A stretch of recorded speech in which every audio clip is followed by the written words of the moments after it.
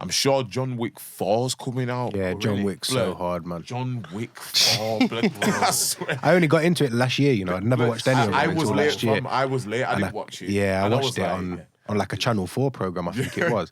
And then I was looking for, I could find John Wick 3 on Netflix, but not John Wick 2. Exactly. I was going everywhere. Amazon, I had to get the Fire Stick out, get that chipped. And then I was trying to get... I know, watching the Just, man, I was struggling to get that hard, so hard. Yeah. I'll be excited to see that. Yeah, just, man. It's just that legendary don't kill a man's dog, bro. Yeah, exactly. That's the one thing you have to learn from here, fam. Dangerous. Do not kill a The man's dog. amount of man that went, to Hades after he bodied a mass amount of man in all 3 films, and that was over that dog. You know what I'm saying? Like, yo. For real. That's not a joke. But the thing that cracked me up about that film, that I think he was like a Russian man or whatever, and his son had fucked up and done something like stolen his car or done something. The one who killed the dog, blood. The one who stole his car. The thing where he looks at him and he goes, I see him kill a man with just a pencil. The way he said it, bro, it's like, do you understand how dangerous this guy is? Like, he couldn't find any other way to describe it. Like, I have seen him kill someone with a pencil. Like, this is how dangerous this guy is. And you've just done what? He said they call him the boogeyman. Yeah, but Baba Yaga, blood. He goes, Baba Yaga. Yo, serious problem. Yeah, it's not a joke. That John Wick guy is not a joke. But he wicked film. What are we gonna get? John Wick FireInTheSpoof. Blood. That is a shot. That's a shot. Blood. It's either one. do you know what? Yeah, it's either dialect or LC. Yeah, it's gotta be, man. I'll rock, paper, scissors. When I'm writing this on the train back tonight, blood. Yeah. All you see is Brian from like Family Guy get run over. You see fucking John Wick looking like, no! Yeah. No, Fear Rich could definitely make that work as well. I'm not having this. No. I know it goes nuts, but it's shelling, you get me? Everyone. Just run through every FireInTheSpoof character. Wick's done a lot of them. Just wipes the floor, fam. Don't piss John Wick off, man. Fucked. There's people that want Arthur versus George again. Come on. I'm on it, man. Where's Fee? Yo, Fee's coming. I'm on it, man. He just go. I'm on it, man. We just need George's confirmation and we're good to go. I don't think he wants it. I'm not sure. Do you know what it is, yeah? Do you know what it is, bro? Arthur's I nearly swore. Arthur's a machine, bro. He's a machine. Yeah. And I remember when I first come across LC, he sent in the original Arthur, and he was going at I think it was Fireman Sam. Yeah, and Bob the Builder. Bro, I heard it, fam, and I thought, I had to step away, do a little prayer, and then I tried a thing. But nah, it's enjoyable, man. And like you guys were saying before, that's the beauty of Fitz, innit? It's just. I saw someone put a comment one time, and they said something along the lines of Fitz is so genius because people can say what they want, spit the hardest bars, and no one gets killed or hurt. Do you know what I'm saying? Yeah. And it's that real, like, I'd never met LC before. He's coming for my neck. You know what I mean? And I'm enjoying, like, we're enjoying ourselves, bro. And it's just fun, innit? Healthy, man. Enjoyable. I'm gonna chat to George, see what he's saying. Yeah, definitely. You know? If you don't make it make sense cohesively from first bar to the end, where people can track what's going on. Yeah, exactly, man. I think there's a big difference between being able to write and being able to make a song. There's a massive difference, and I think some people don't get that, innit? Yeah, they really don't. I could sit and write all day, innit? But if you want me to make a song, it's gonna take a while, innit? Probably a rare example of someone who can write songs and battle rap.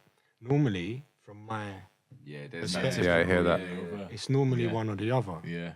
And it's true. But there's not a lot of man in battle rap that you've met that can actually make tunes as well, innit? Really good songs, yeah. And I think that's the thing, like, it's this whole idea, like, a lot of people in the battle rap world just understand the word multi, and all they think is, yeah, you just rhyme these two words together. You try, you know, keep them in the same kind of context and bracket sort of thing, but then like, making songs is a completely different thing. This is also like me even saying about 50, for example. You don't have to be using bare multis in order to make a song and a tune. So for me, I've had criticisms against my style, my accent, everything, even early days when man were hearing me and saying, oh, we don't understand him and he's just a, you know, flibby-dibby MC, whatever, all this and that. Yeah, like me, I take my writing seriously. I've always tried to improve myself and see how far I can go with things. And I think what people are noticing more nowadays is my cadence. And you get me? And that has taken years to get that cadence, because I also know my own breathing pattern. I know what, like, words I can pronounce better than others and stuff. I'm always trying to push the boundary and try to, you know, find a way to build on things. And I think now I found a comfortable space of being able to make songs and I can use elements of the battle rap thing in terms of, I know how to punch a lot more now. I can purposely punch if I want to, but I know it's not always relevant now.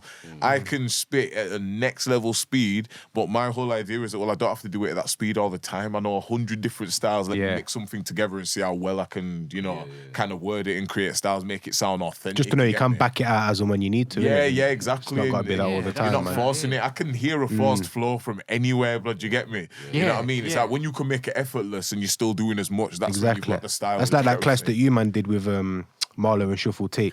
Exactly. Like personally, I'm trying to go there and laugh in it. So for them man for me are two of the best that do it, innit? 100%. But I'm not trying to hear a Marlo and Shuffle T song. I can't lie. I don't want to hear that. Yeah, you know what I'm saying? It's exactly. But then like when you and Zen did that, it was obviously it's all a cappella anyway. But then when you did do the little back to back and you started doing the skippy thing, because it wasn't all that the whole way through, everyone went nuts for it. So like, I'll show it off for a minute and then we'll go back to another half hour just rapping. You know what I'm saying? So it's good that you can just pull it out as and when, man. Yeah, it is the best thing. Not everyone can do that, man. I've got a little short tongue when I try and get a bit too quick. I have to slow down and check myself sometimes.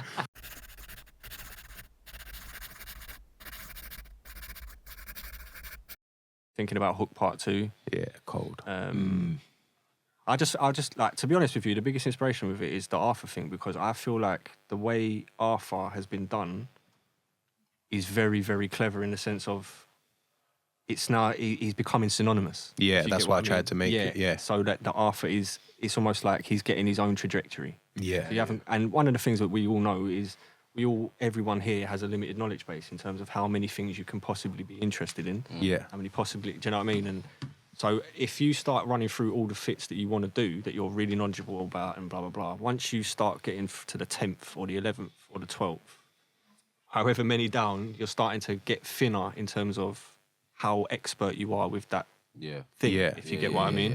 Yeah. So I think one of the ways of like countering that and balancing it really well is to develop a singular character, that you revert back to. So that's why I was thinking about doing a Hook Part 2. Yeah, it makes sense, definitely. I know he's like, I get a lot of comments around Hook.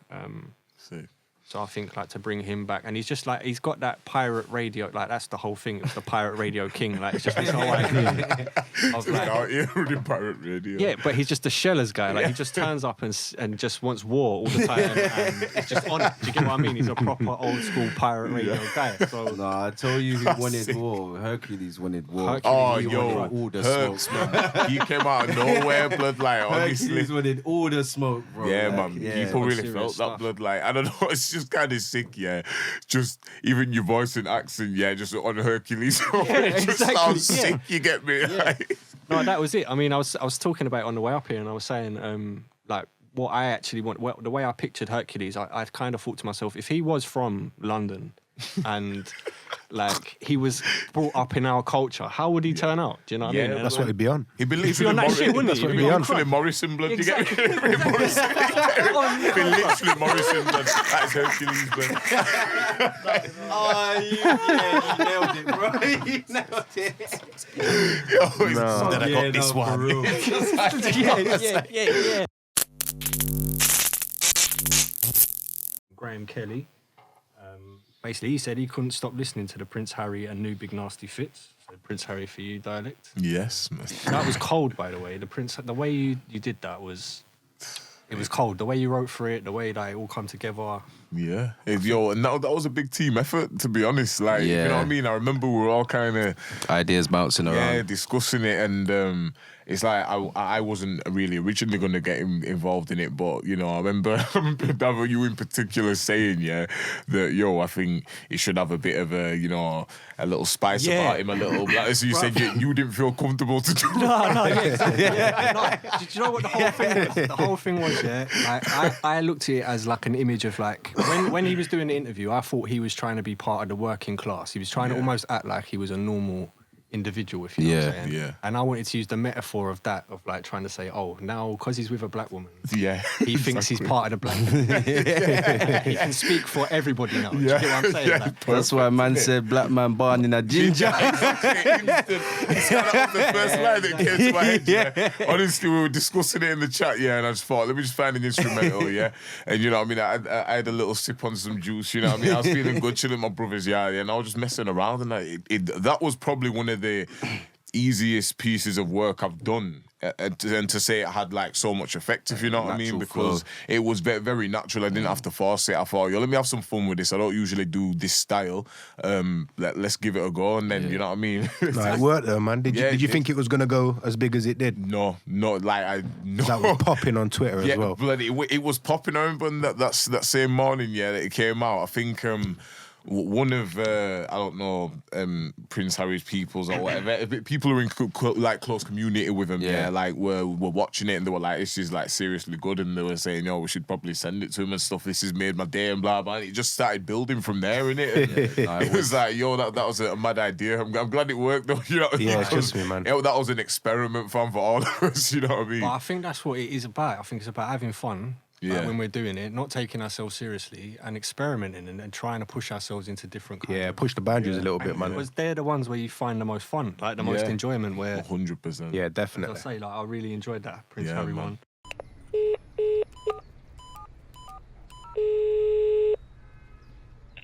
Hi, it's Boris. Any chance I could get that meeting with one of the team? Polls are dropping, Good old freestyle, mate. Shut the fuck up, Boris. No. Fair enough.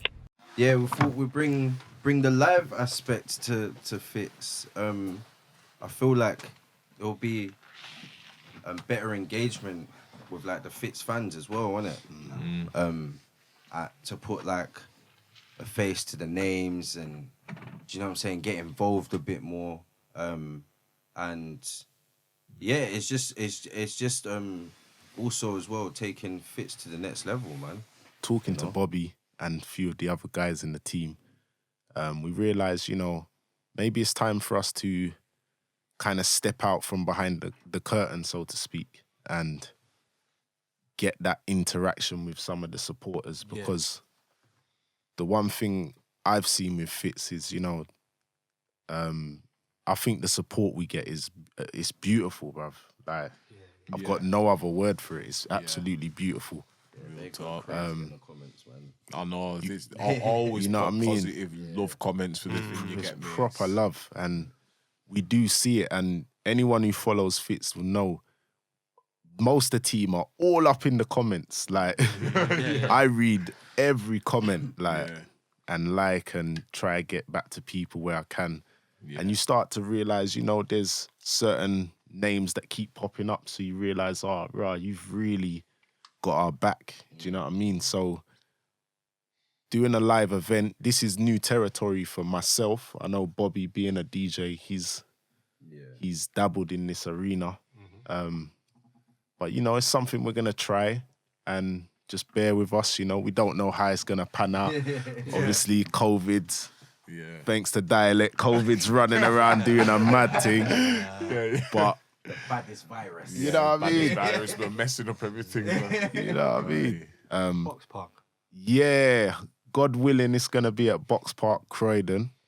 Oi. I think January the 23rd, which is a Sunday. It's a free ticket event as well, so it's just an opportunity for anyone who supports Fitz to come down and just have a vibe with the team, man.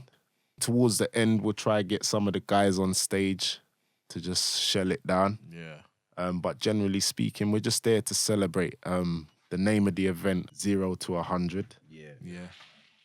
that's to just celebrate Fitz going from 0 to almost 100K subscribers and show our appreciation to you guys. You know what I mean? Yeah, man. Yeah, man.